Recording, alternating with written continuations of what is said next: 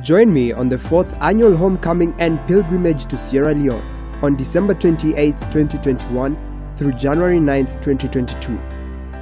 We will be exploring this beautiful country, and eligible individuals will be receiving Sierra Leonean citizenship and passports. For more details, check out our website sierraleonepilgrimage.com or subscribe to our YouTube channel Go Ham Lifestyle Vlogs, because we all need an Africa escape plan.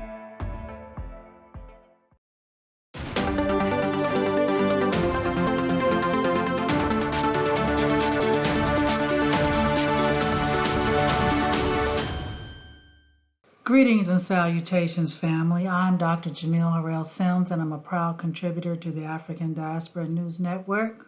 Please make sure that you like, share, and subscribe. Hit the bell so that you are notified every time we upload a new video. So today's commentary, it's probably not news to many of you, but it's news to me, and I'm in total shock. I was informed that Atlanta has changed greatly. Now, I understand, I'm not naive. I understand that gentrification is happening everywhere. And as Atlanta is my second home, and I haven't been back in a year and a half, since I think about 2 years now. I haven't been back to Atlanta in 2 years. I'm in shock because I'm realizing more and more, the more information that comes to me. I first want to thank everyone that sends me these stories and information. I am involved in so much. I really don't have time to sit and seek different stories. And I appreciate those of you who send them to me so that I can be aware and let others be aware as well. The report is, according to the census, the Georgia census, Atlanta population growth since 2010, 50% Bazungu,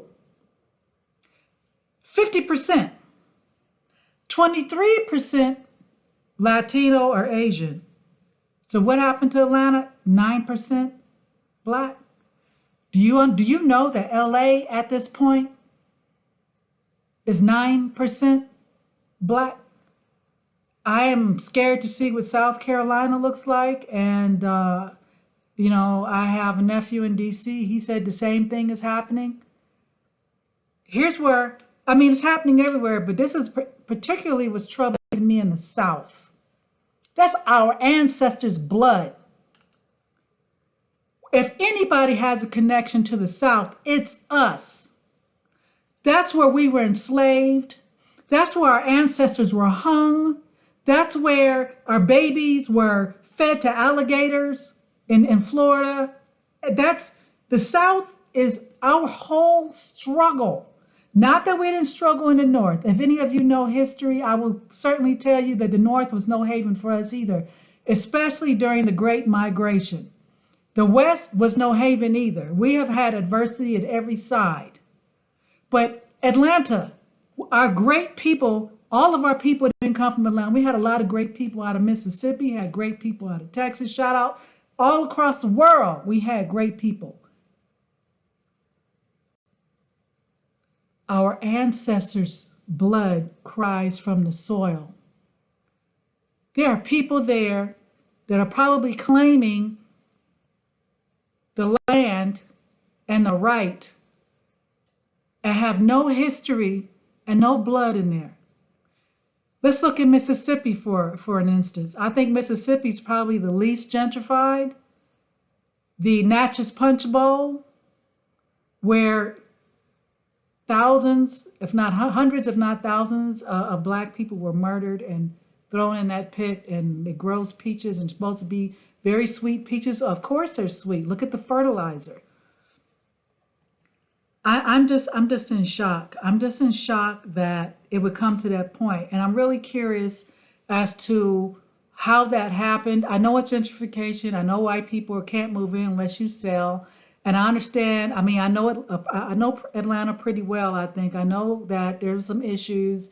I also understand that There's a lot of building going on, especially downtown.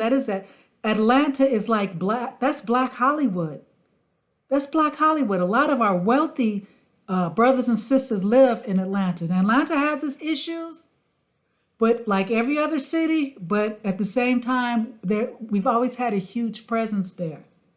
The real fight was there: Atlanta, Alabama, Mississippi, Texas, Florida, Louisiana, the whole southern belt, that whole southern belt, Tennessee, Kentucky, that whole southern belt.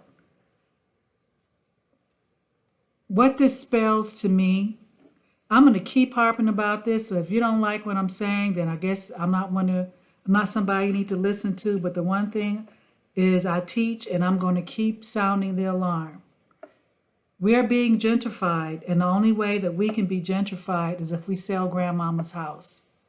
And I understand that we want money, and I understand that we want a better life. And I'm certainly not going to sit here and tell you don't leave without having a plan. You should have a plan. Yes, before you get started on me, yes, I left. I left years ago.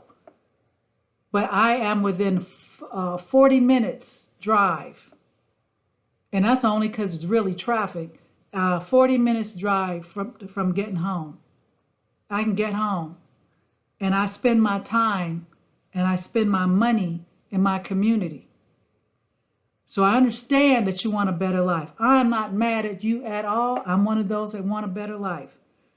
But I will tell you this. When we have flight like that, when gentrification is that heavy, and I remember years ago, I was telling my friends in Georgia, I said, watch it.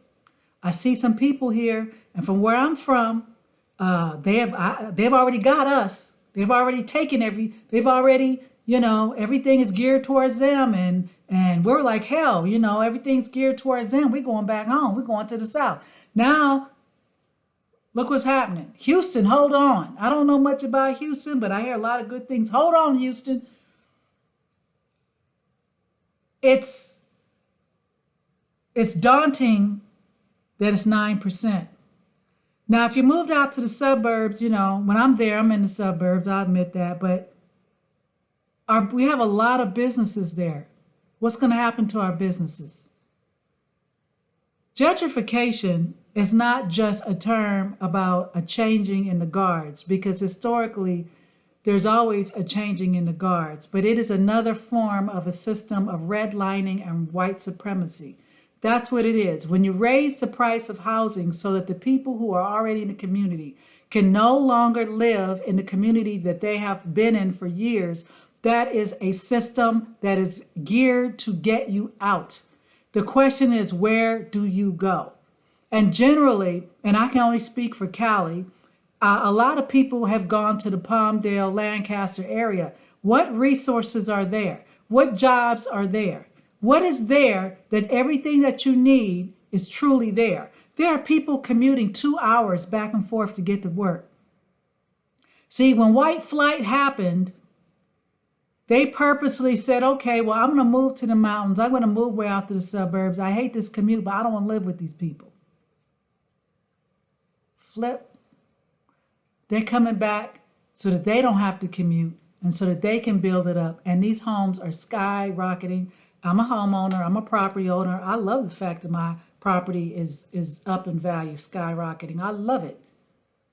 But with this moratorium that's being lifted, where these people who have been able to stay in their homes because of the pandemic are now going to have to be evicted, is going to create an extremely high number of the unhoused. Extremely high number. Where are they going to go when, I don't know what it is in Atlanta. In the South, it is easier as far as price, but then the amount of money that you make is also lower. So I'm wondering, how are people going to survive? And to top that off, get mad if you want, don't care, Afghans, or I don't know what the proper term is, they're coming. The government is going to make sure they are housed. The government is going to make sure that they have an income and that they can buy food. The government is going to make sure of this. While people who are born and raised here and have blood in the soil are going to have to fend for themselves. The left wing and the right wing belong to the same bird. Somebody shoot that bird out the sky. You don't need to lay any more eggs. Ideology does not come before humanity. Being a human being should come first. After the Most High. So let me know what you think in the comments. I'm just in shock. I've said on another video, and I've probably said, and I'll keep saying it, things are really going to change and you're not ready for it.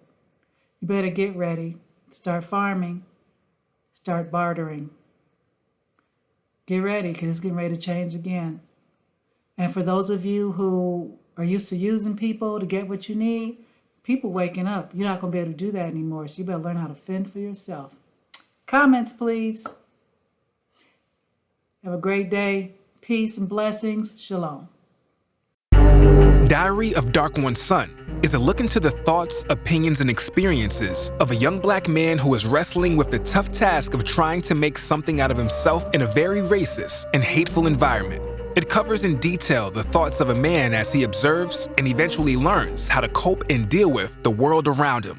It is a story of a man who, while beset with many obstacles, learns how to overcome them in order to accomplish his goals and aspirations. This book is not for the faint of heart, and the opinions that are shared in this book can be deemed very offensive to some readers. If you think that you will be offended by the opinions shared in this book, the answer is simple. This is not the book for you. This book is merely the opinions of one man, and it should be taken as such. However, if you really wish to gain insight into the thoughts of a young black male in today's society, then look no further. Read this book. Excerpt from the book. From the chapter, Am I Visible or What? One day when I was walking home from school, I came across this other brother who was walking my way. In his eyes, I could see the sadness, the same sadness that was in mine. I knew exactly what was going through his mind too. He was feeling like an absolute nobody. How did I know, you ask? Because I was feeling the same way at the moment right when I walked past him. Have you ever felt, if you are a black man reading this, that you were invisible to the world? Not because you want to be, but because people refuse to acknowledge your presence. Read more when you purchase this book. This book can be purchased from lulu.com.